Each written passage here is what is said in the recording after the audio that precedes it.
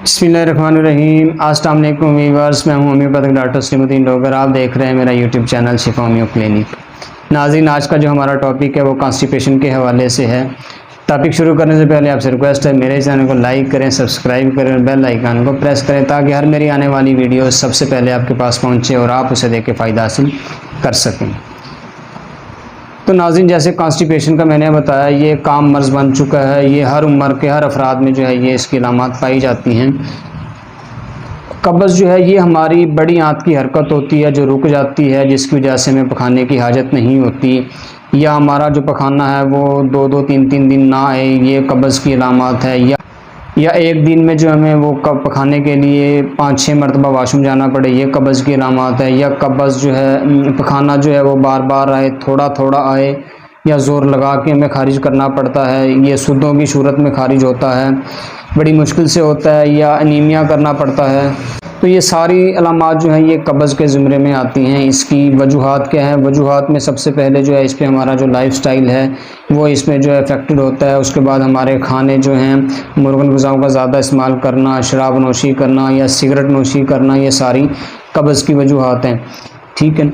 इसके साथ साथ हमारे जो है वो वाक बिल्कुल ना करना, मशरूबात का ज़्यादा इस्तेमाल करना या अंग्रेज़ी अद्वियात का ज़्यादा इस्तेमाल करना, जिसकी वजह से मैदा खुश्क हो जाता है, आंतें खुश्क हो जाती हैं, जिसकी वजह से हमें कब्ज़ का मसला बनता है। इसमें जो नाज़रीन हम एहतियाती तदाबीर क्या कर सकते हैं? हमें चाहिए कि खाना जो अच्छी तरह नॉर्मल हो, घर का, ज़्यादातर हमें सब्ज़ियों का इस्तेमाल करना चाहिए, फ़ास्ट फूड का इस्तेमाल जो है वो तर्क कर देना चाहिए। इसमें जो है हमें वाक को एक मामूल बनाना चाहिए। वाक हमारे लिए बहुत ज़रूरी है कॉन्स्टिपेशन के हवाले से।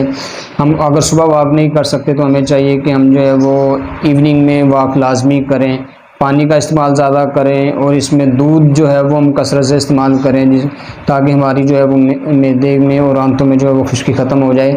हमें चाहिए फलों में जो है वो हम केले ज़्यादा से ज़्यादा इस्तेमाल कर सकते हैं। अगर कम से कम 5-6 केले खाएं तो ये फ़ायदा देते हैं। अगर 1-2 खाएंगे तो आपको मज़ीद जो है वो कब्ज़ होने का अंदेशा होगा।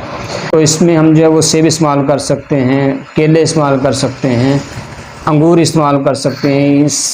इन फलों के इस्तेमाल से जो है हम कब्ज़ से छुटकारा हासिल कर सकते हैं। अक्सर लोग क्या करते हैं कि वो इस सब गोल का छिलका वो दूध में डाल के, बाज़ लोग हैं वो डेली इस्तेमाल करते हैं, बाज़ या वो 2-4 दिन इस्तेमाल कर सकते हैं। ऐसा करने से अक्सर ऐसे होता है कि 2-4 साल बाद जो है वो उनको जोड़ों की दर्दें शुरू हो जाती हैं, क्योंकि जिस्म में ठंडक आ जाती है। तो नाज़रीन, ये थी कुछ वजूहात और कैसे हम अपनी कब्ज़ से छुटकारा हासिल कर सकते हैं। अब इसके बाद हम कुछ होम्योपैथिक मेडिसिन के मुतालिक मैं आपको बताऊंगा जो आप इजीली किसी भी होम्योपैथिक स्टोर से परचेज़ करके रख सकते हैं। अब बच्चों को भी कब्ज़ हो सकती है, बड़ों को भी कब्ज़ हो सकती है। अब मेडिसिन के हवाले से मैं बात करूंगा। इसमें जो सबसे पहले जो छोटे बच्चों को कब्ज़ होती है, जो वालिदैन अपने बच्चों को डब्बे वाला दूध पिलाते हैं, उन्हें कब्ज़ हो जाती है बच्चों को, उनके लिए बड़ा मुश्किल मराहिल होता है बच्चे के लिए। जब उसको पखाने की आदत होती है वो चीखता है, चिल्लाता है, उसे पेन वगैरह महसूस होती है। तो इसलिए जो वालिदैन बच्चों को डब्बे वाले दूध इस्तेमाल करवाते हैं, उन्हें चाहिए कि वो होम्योपैथिक मेडिसिन एलोमीना इस्तेमाल करवाएं ताकि वो इस मर्ज़ से बच्चों को छुटकारा हासिल हो सके। इसमें जो बड़ों के लिए एक कॉमन दवाई है हमारी नक्सोमी का, वो मेल फीमेल कोई भी इस्तेमाल कर सकता है। जैसे कि आजकल हमारे खाने फास्ट फूड वाले हैं, तो हमें चाहिए कि नक्सोमी का हम जो है वो रेगुलर तौर पे इस्तेमाल कर सकते हैं। इसके अलावा हम एक मेडिसिन है हाइड्रास्टस, वो हम इस्तेमाल कर सकते हैं। एक ओपियम है, वो इस्तेमाल कर सकते हैं। इसके साथ साथ हम कालुनसोनिया वो भी इस्तेमाल कर सकते हैं। ये कुछ मेडिसिन हैं होम्योपैथिक, आप इस्तेमाल कर सकते हैं, या आपको करीबी होम्योपैथिक स्टोर से जो है वो मिल जाएंगी। तो जी नाज़रीन, आज का टॉपिक इतना ही। इंशाल्लाह नेक्स्ट वीडियो के साथ फिर मिलेंगे। अल्लाह हाफ़िज़।